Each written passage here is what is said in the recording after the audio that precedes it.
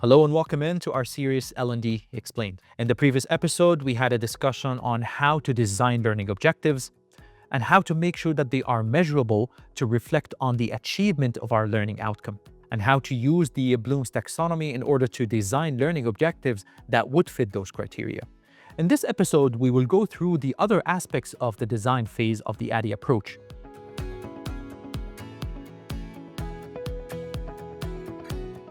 So I want you to think of the design phase as the structure of a building.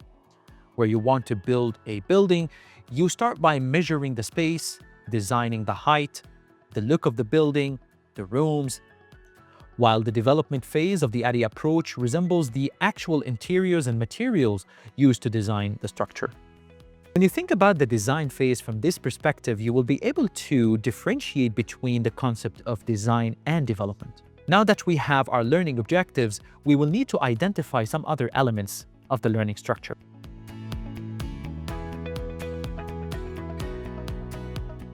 The second aspect of the design phase is the audience themselves. One of the methods that you might have used to assess the learning gap is to determine the employee's current performance and how far it is from the desired performance. This can serve as a good start on your path. According to Robert Pike, one of the prominent influencers in the field of adult learning, there are other aspects that identify your audience that you may need to set clear. Those aspects are knowledge. This is how much knowledge and experience your participants are bringing to the program. Interest, as the success of your presentation or learning intervention is 50% assured if your audience interest is working for you from the beginning.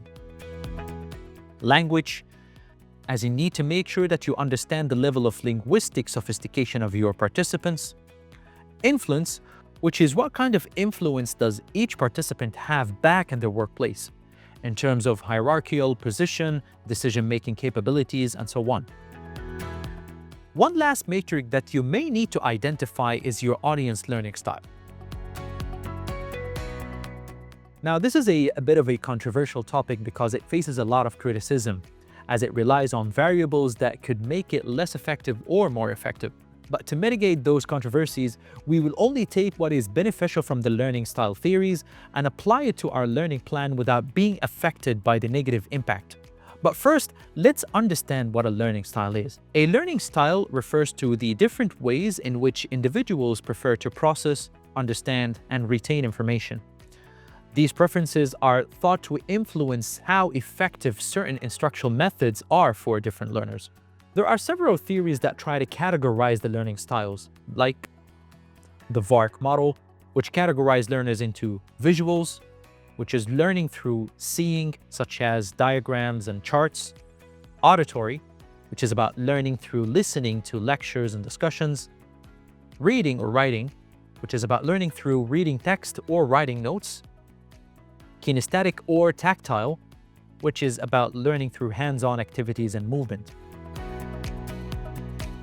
the Kolb's experiential learning, and that categorizes learners into divergers, assimilators, convergers, and accommodators; Howard Gardner's multiple intelligences theory, and that categorizes people into linguistics, logical or mathematical, spatial, musical, bodily kinesthetic, interpersonal, intrapersonal, and naturalistic;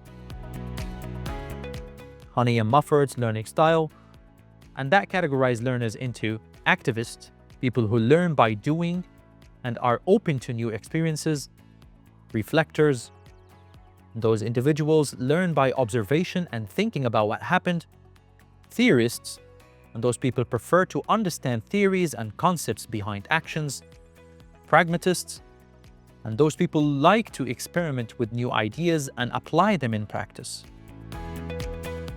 Although those methods have been popular in education and training, critiques argue that there is limited empirical evidence to support the effectiveness of tailoring instructions to a specific learning style. Many researchers suggest that it is more effective to use multimodal instructional design, where various sensory modes like visual, auditory, and kinesthetics are integrated, thus benefiting all learners regardless of their preferred style. This allows learners to engage with more materials through multiple sensory channels, enhancing retention and engagement. And this is the main reason behind discussing the learning style. It is to understand what works best for each scenario. According to a journal published in 2008 called Learning Style, Concepts and Evidence, Harold Pashler and his colleagues recommended a way to incorporate multimodal approach to a certain piece of knowledge you need to deliver. And this is how you can apply it. Start by a visual presentation that can contain slides, images, and multimedia while discussing the concepts aloud. Follow up with a practical simulation and group activity. And then, last but not least, provide reading materials and case studies for further reflection and written exercises. This ensures that learners with different preferences are catered to, maximizing overall learning effectiveness. In today's episode and the previous ones, we touched on two major elements of the design phase: designing the learning objectives and identifying the learners of your learning program or learning intervention.